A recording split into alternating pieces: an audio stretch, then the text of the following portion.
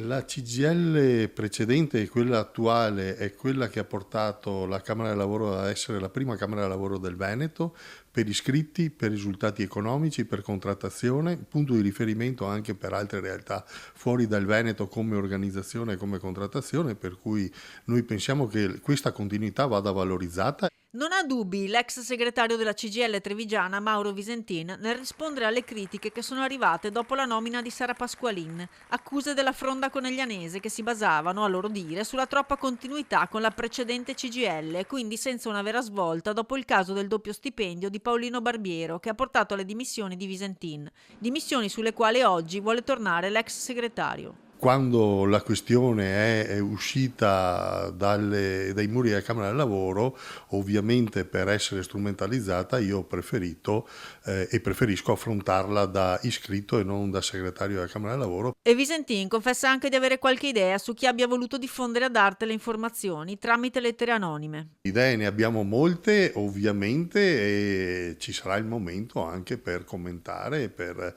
dire le cose come sono andate.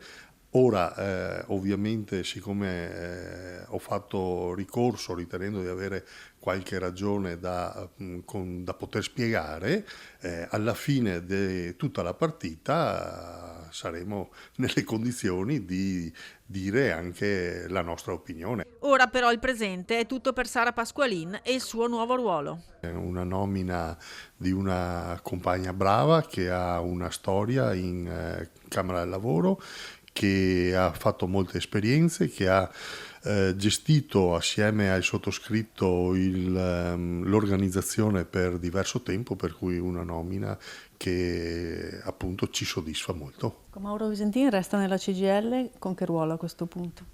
Da sindacalista non servono né camicie né giacche né medaglie per fare il sindacalista, basta aver voglia di farlo.